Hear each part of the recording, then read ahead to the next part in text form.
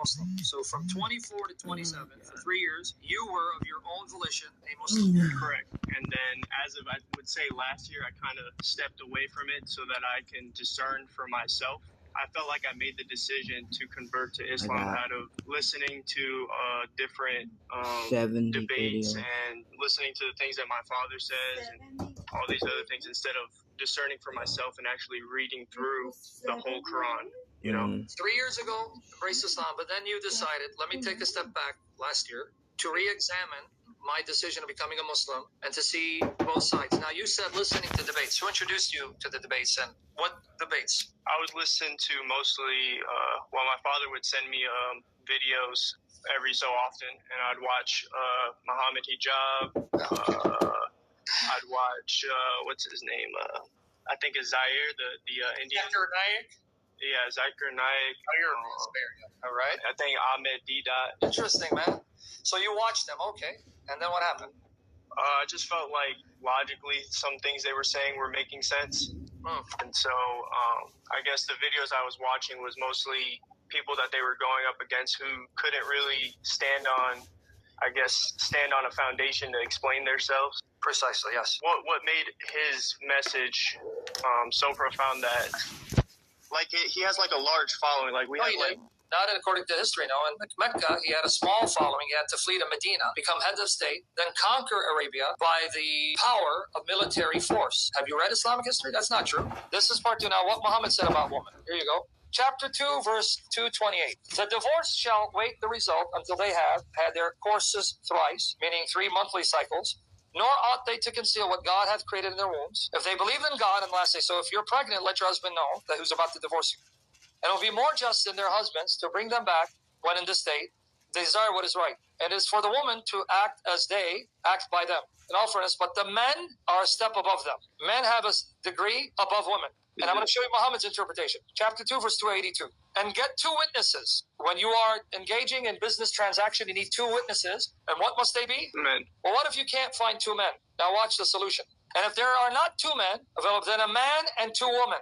Why a man and 2 women? You only need 2 male witnesses. But if you can't find 2 male, you need a man and 2 female witnesses. Why is that?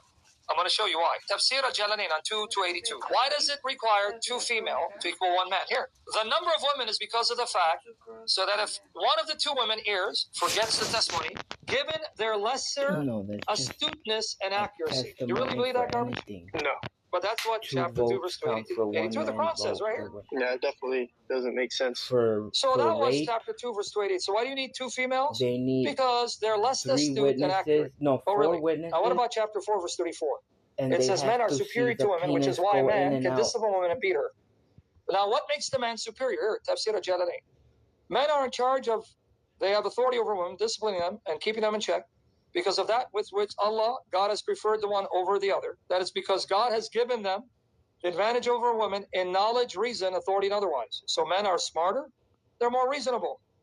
All right, here's another commentary attributed to Ibn Abbas, Muhammad's first cousin. Some say, well, it's not really from him, but still, these are narrations that were attributed to him. Even if it's not from him, it at least tells you what Muslims were thinking. Chapter 2, verse 228. Why does it take 2 women? Because a man has a degree over them. In relation to the reasoning faculty, this is now chapter 2, verse 228, not chapter 2, verse 282, where it says 2 witnesses. See, I even get tongue-tied. Chapter 2, verse 228. Why does a man have a degree over a woman? Because a man has a degree over them regarding reasoning, faculty, inheritance, blood money, as witnesses in court, and also that which they owe them in terms of expenditure and service. Now, why do men have a degree over them? In what way?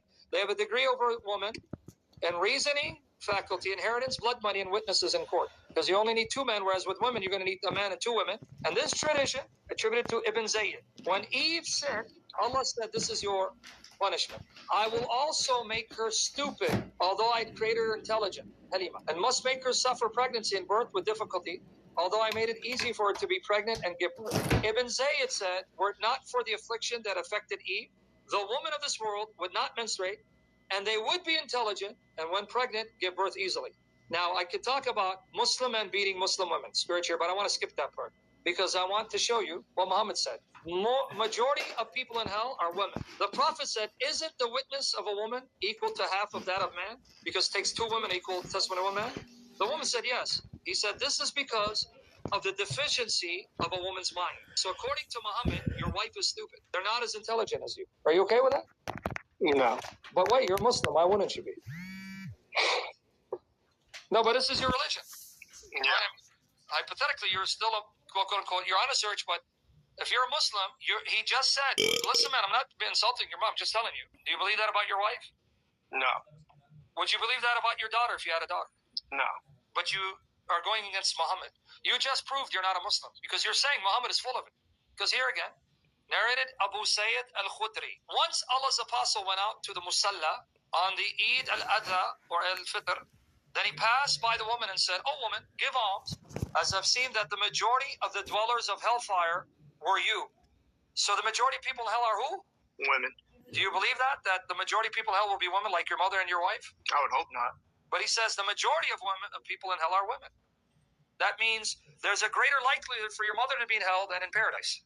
If we go with these odds, right? And that's not a fair and just God if they're not given the equal playing grounds as a man. No, but you saw Allah said they're stupid. They're not as knowledgeable. They're not reasonable. Why? Why, though? Here's the reason. They asked, why is it, oh, Allah's apostle? He replied, you curse frequently. Last time I checked, men curse as much, don't they? Yeah. So why is he blaming them for cursing? Now watch. Not only that, you curse frequently and are ungrateful to your husbands. Last time I checked, I've seen more men be ungrateful to their wives and cheat on them, right? Yeah. But look what Muhammad is saying. The reason why the majority of people in hell are women, because you curse and you're ungrateful to your husbands. Now watch here. I've not seen anyone more deficient in intelligence, religion than you. So do you actually believe that your wife and your mother are more deficient in intelligence, religion than you? You, the man? No. But Muhammad said, then you're not a Muslim. You're no longer a Muslim, buddy. Are you listening to yourself? You're disagreeing with you're disagreeing with the Quran. But wait, a cautious, sensible man could be led astray by some of you. So only women lead men astray. Men have never led women astray. But now watch. Go ahead. You want to say something? Go ahead. Yeah, I see a lot of. This is the type of stuff that I knew was lurking in there. That I guess that in the back of my mind, I knew there was more into it if you read into it. Yep. And I gave you the sources. You got the links. Go back and see where I've lied. I haven't lied. I'm quoting their sources. Now watch this though. They ask him though. Watch her. The woman said, ask Allah, Allah's apostle, what is deficient in our religion? Intelligent religion. Now watch, listen to this, man. Listen.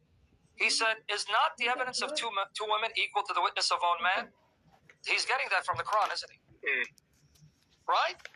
Yeah. Okay, but I'm confused. Who said it takes two women equal the testimony of one man? Muhammad said that too. Yeah. He said, is not the evidence of two women equal to the witness of one man? They were applying in the affirmative. Now, you know why they did? Because they're a Muslim. They believe the Quran. Yeah, you're right. The Quran says it takes two of us to equal one man. He said, this is the deficiency in her intelligence. Now, watch this part. Isn't it true that a woman can neither pray nor fast during her menses? The woman replied affirmative. He said, this is the deficiency in her religion. Did you catch it? Mm-hmm. He says, you've been forbidden from praying or fasting when you have your menses, right? Yeah. He goes, see, that's what makes you less religious than men. So Muhammad is blaming women for something they cannot control. No, I don't agree with any of that. Then you're not a Muslim. You know you're not a Muslim, right? Yeah. So you pretty much